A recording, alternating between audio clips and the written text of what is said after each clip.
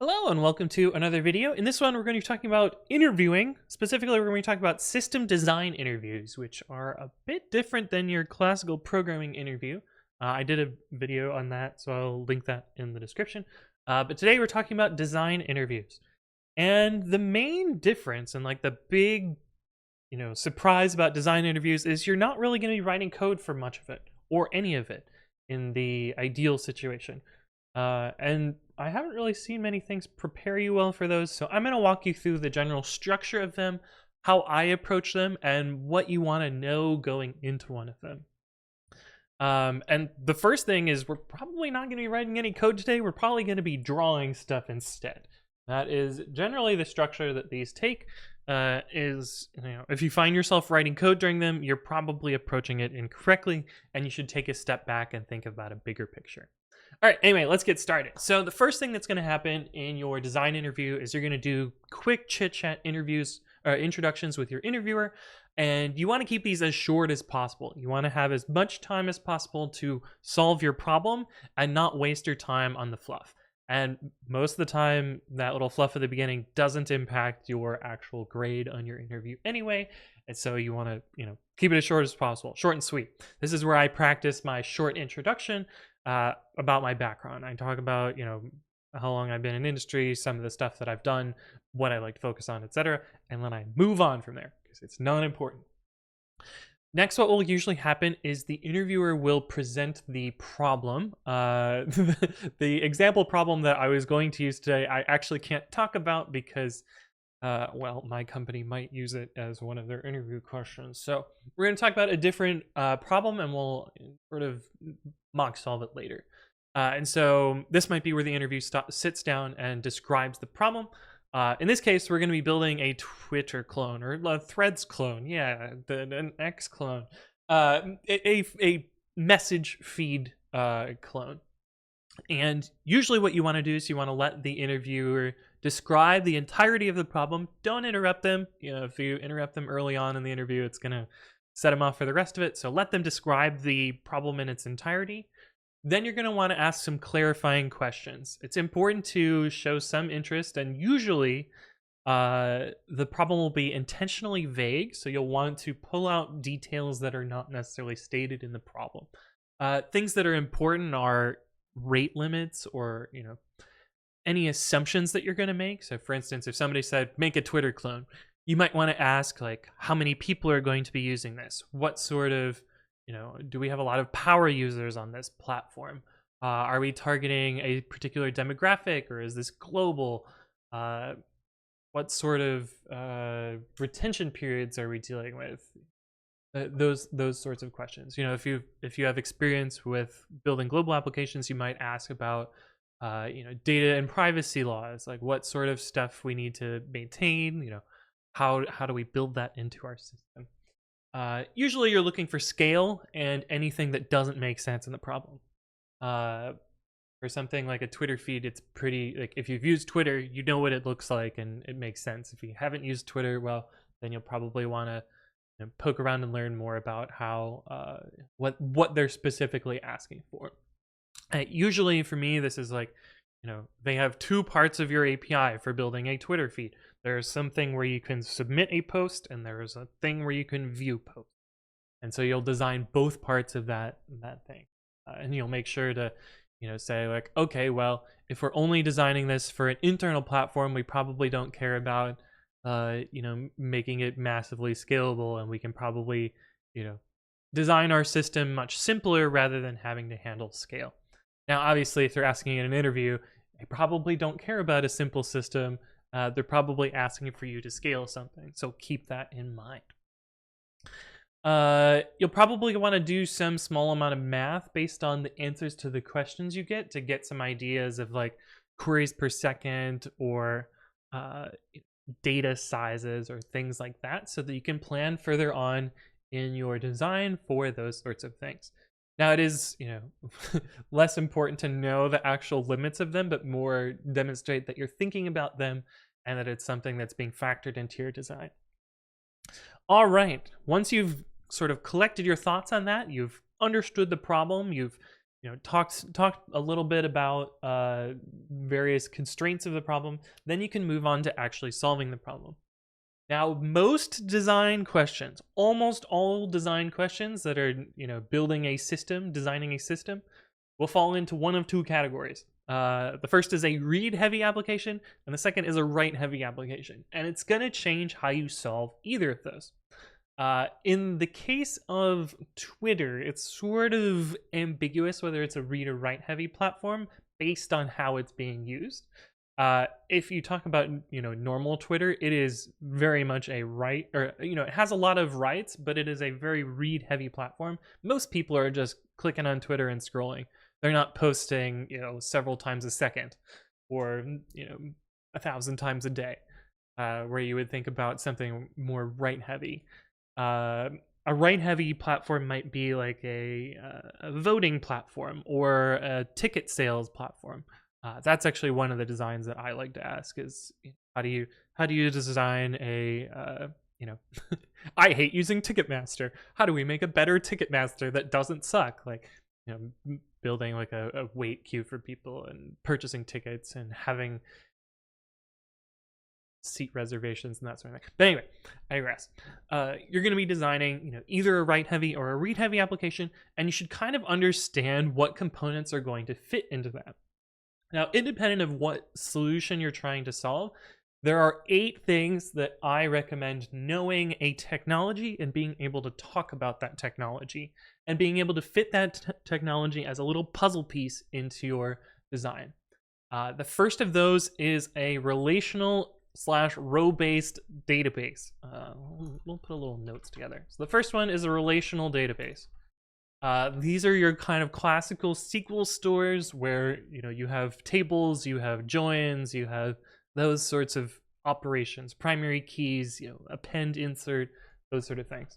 I personally know MySQL, and so that's the one that I usually talk about, but this could be Postgres, it could be MySQL, it could be, SQLite. Well, probably not SQLite. I think SQLite you would probably reserve for a different answer in this. But first thing to know, relational database.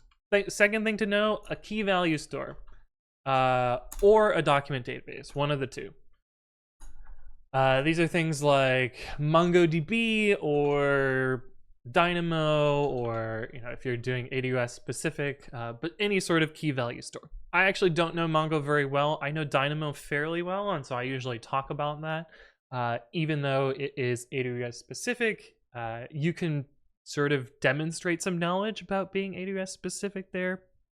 But most of the concepts for a key value store are going to apply to any of the key value stores. So know one and be able to talk about one, but for all these technologies, you kind of want to know one part of them, and you can extrapolate that to other similar systems.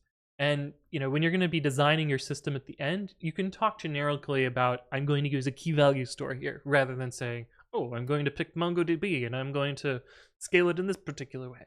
Be able to talk about them, but you don't necessarily need to know a specific technology, but it is useful because often an interviewer will ask you specific things about why you chose something, or oh, I'm going to use a relational store. They might ask you which relational store, and the answer to that question is always, I am most familiar with X, but I'm going to pick a technology that fits well with the organization that I'm working in.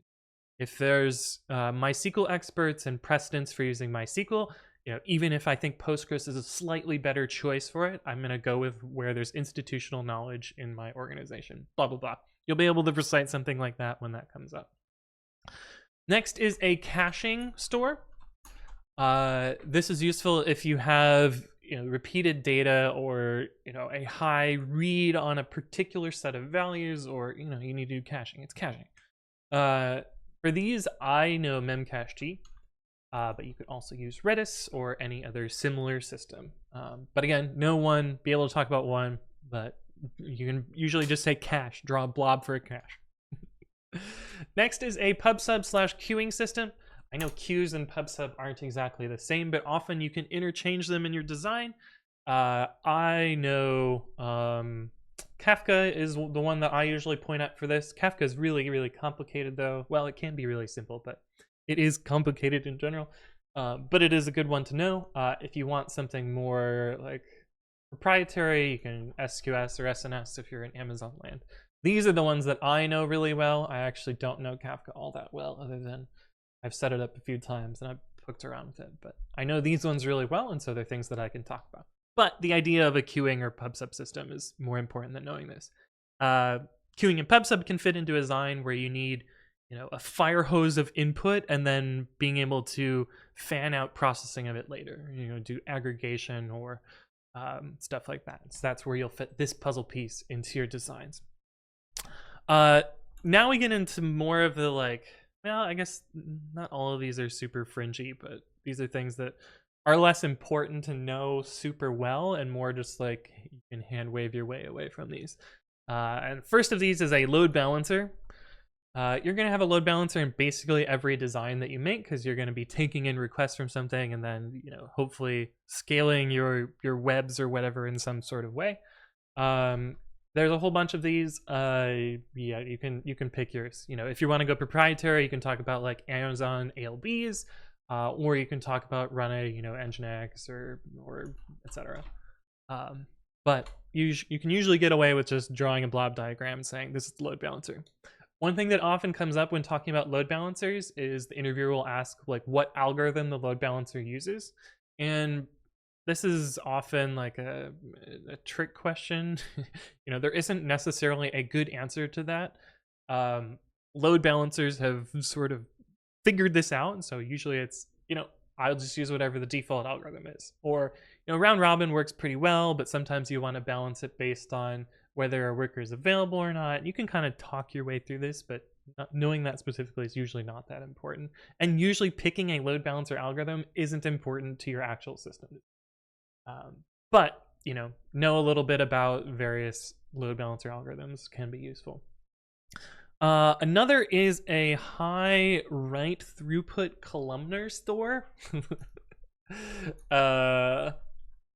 This doesn't come up that often, but sometimes it can be useful if you're building like a metric system, or if you're building like, I've seen this used for doing upvotes and downvotes for a Reddit-like system, where you basically need to accept a lot of writes and still keep incremental values here. Cassandra is the one that I usually talk about here, or you can talk about like ClickHouse also satisfies this. I know a lot less about ClickHouse, even though my current employer uses it heavily.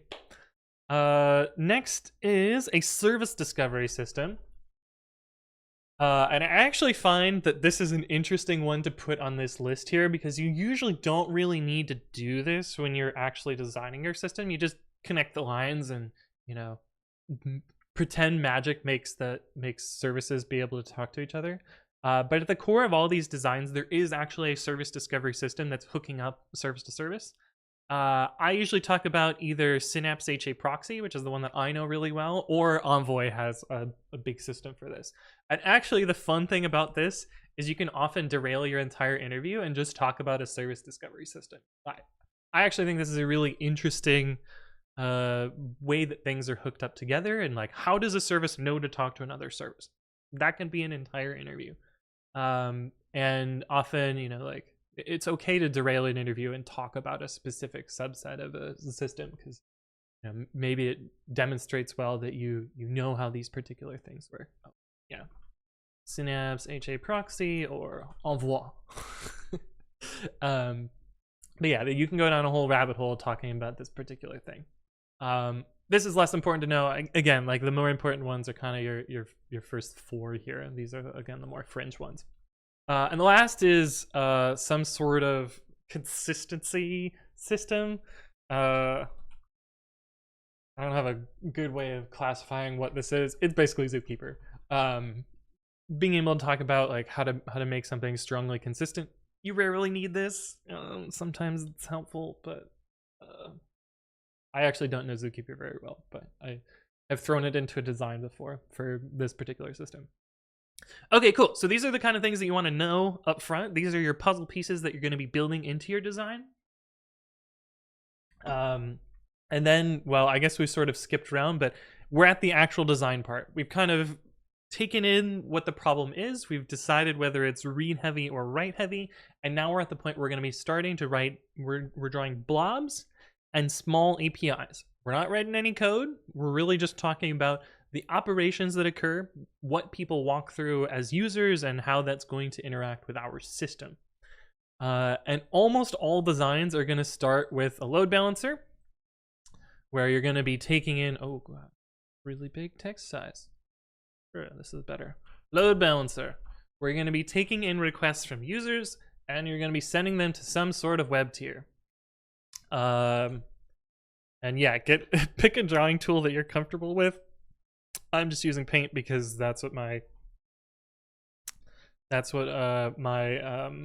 brand is, but know how to use your tool and talk about things like that. So usually your design starts with a load balancer and webs independent. Oh, why did that one disappear? That was weird. Independent of what sort of system you're building. So it disappeared again. Very weird. Bug in Paint there.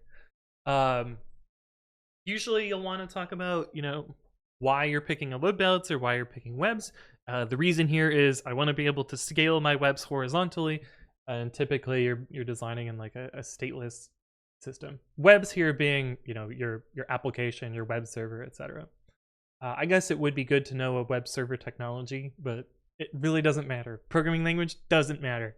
Web server doesn't matter. Apache, UWSGI, it doesn't matter here. It's really just pick a web server and you have a web server. You want to talk about the APIs that are involved here. So you want to talk about like user flows. So for instance, one of the user flows is, hi, I just ate food. I don't know. This is somebody typing in a box and then posting that to our website. Again, well, I haven't really talked about that yet, but know your general REST verbs, know post, get, put, delete, etc., and why you would want to use them in various places, and also how you can use that to take advantage of stuff. We'll talk more about that later when we talk about replication strategies, but the verb of your operations is actually important, and you can use some cool stuff to make that work well. All right, but anyway, you're basically going to be drawing blob diagrams. And you're going to be describing your APIs. So like this is, post to create post, which is, I guess, a little bit funny because it's a post, but anyway. What I would aim for when I'm building a design is to start simple, get something that works first. You can explicitly state this out loud that I am trying to build something that is going to be functional first. I'm going to think about scale later. Deferring scale can keep your design simple, and you can think about points that are going to be hotspots and then adjust for them later. So your simplest design is almost always just going to be load balancer, webs, and then a database, or your data store. That is the simplest design, and then you can talk about like, oh, well, if I find that accessing my data store is my hotspot, I can take some strategies to improve on that. This is kind of what you can start with any system. One thing that is going to come up is like, okay, I have a lot of writes that are happening to my data store. So my data store is falling over because of writes. And so what you can do for that is introduce a message queue to replace your writes. Basically, instead of writing to the data store, you write to a message queue, and then you use workers, message queue workers, to aggregate that data and then send it to your data store. So it's a way to like sort of offload heavy write workflow. And these are the kind of adjustments that you'll make in your design. Another thing that you might run into is I have a power user which is receiving lots and lots of page traffic, and retrieving their data from the database is causing it to fall over. This is, a hot read path. And in a hot read path, you typically adjust that with caching. And so you would say, okay, well, we're going to build some sort of, caching system. Oops. We add Redis to our blob diagram here for caches. And we can use that to stop a hot read path. These are the kind of augmentations and adjustments to your base design that you'll do as you add, as you turn up the web scale sauce. you'll worry about those other systems and know which ones to add into what cases here. Cool. Okay, so that's the basics of a blob diagram. When you're considering scale, you're going to want to reference back to details that you collected during the first part of your interview. You asked some questions about scale, you maybe wrote down some rates and other things like that. Try and reference back to that. Make it, you didn't ask those questions for no reason. You're trying to factor them into your design. You'll want to think about the things that we just talked about, like, does my system have power users? What types of, what components of my system are going to be affected by a power user? Where am I going to end up with bottlenecks? And then try and solve those problems. One thing that will often happen as part of a design interview is the interviewer will ask you, maybe you've built your design, maybe you're happy with how it functions. The interviewer may ask, how do I make this system multi-region or multi-cloud or a globally distributed system? And globally distributed systems are hard problems. So it's, not necessarily, not all systems can work as a global system, but you'll want to talk about some strategies you can use to make this happen. For instance, like typically, many apps are deployed to just one region, and that's good enough. However, you'll have higher latency on other parts of the world, and like loading your pages or interacting with your APIs will be slower. But some ways that you can make things multi-region, like the one that I know really well is a read-heavy system. And usually what I design for a multi-region read-heavy system is to take its writes in one of the regions and replicate those to other regions. This gives people a fast, eventually consistent reading in other regions, but they have to do slow writes to a particular region. It simplifies things, but changes stuff around. And you might build that system by having a cluster of primary webs with primary database. This is where you set all of your mutating requests, your posts, your puts, your deletes. And then you send gets, your non-mutating requests, to other things. And you can do some tricky stuff with session cookies to route stuff to the primary if they've done a post or put recently, and do other stuff like that, or route to a replica. The other thing that you want to know when you're talking about a design system is CAP theorem. This is a big one. If you don't mention CAP theorem at some point in your design, you've probably not done so well. Theorem? I don't know how it's spelled. Something like that. I think it's EM. That looks wrong. Anyway, CAP theorem is sort of the triangle of design system and consistency, availability, and partition tolerance.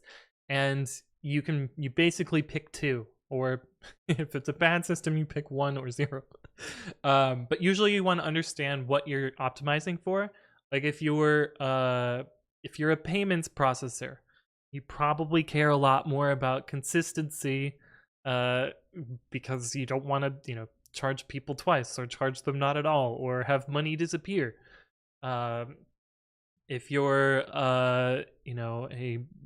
a read-only site, or if you're a site like, Yelp, for instance, which is 0% writes and 99.99% reads, you probably care a lot more about availability than anything else.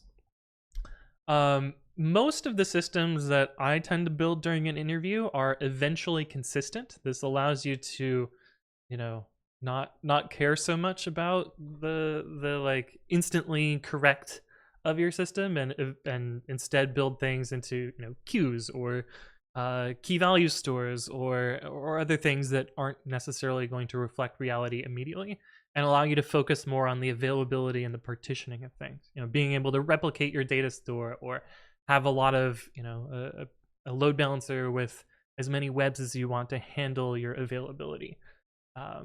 So I usually skip on the C, but it depends on your design, and some design problems will require you to focus on the C and adjust your design accordingly.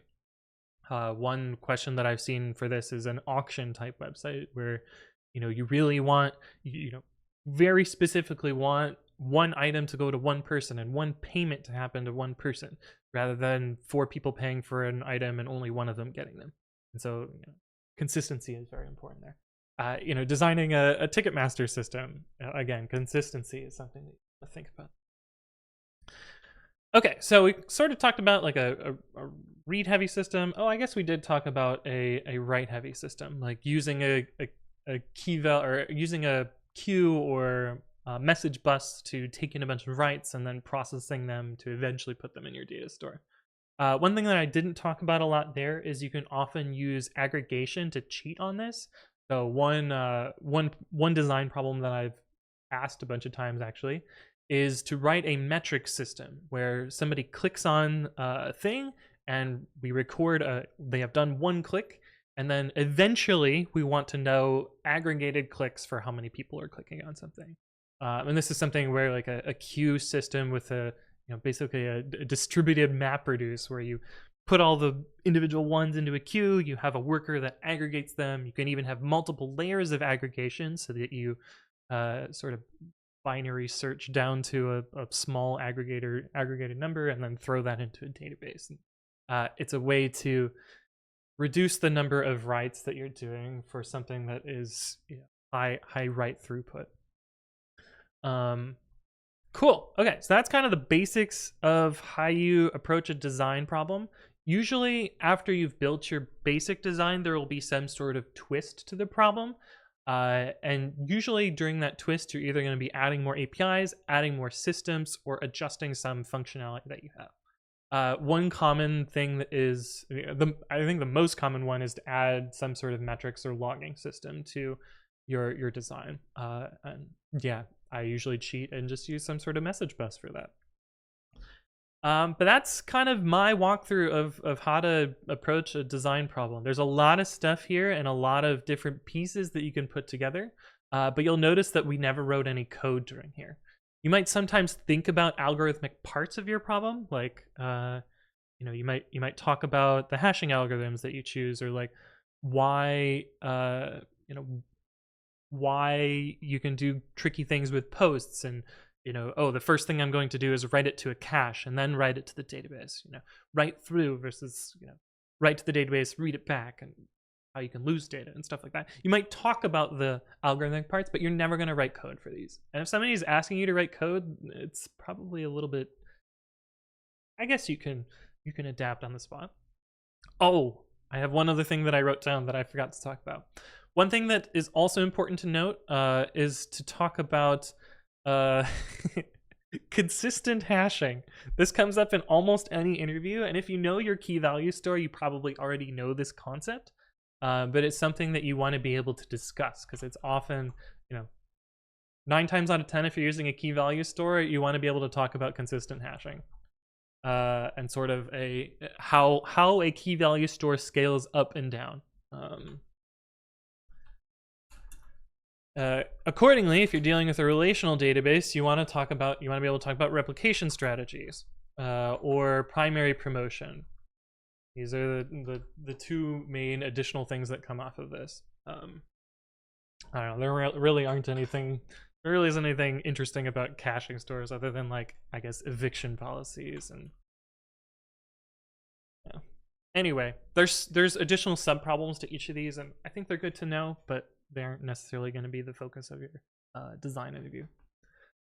Anyway, this is a lot of stuff. I hope this was helpful. If there are additional things you'd like me to explain, leave a comment below or reach out to me on the various platforms. But thank you all for watching, and I will see you in the next one.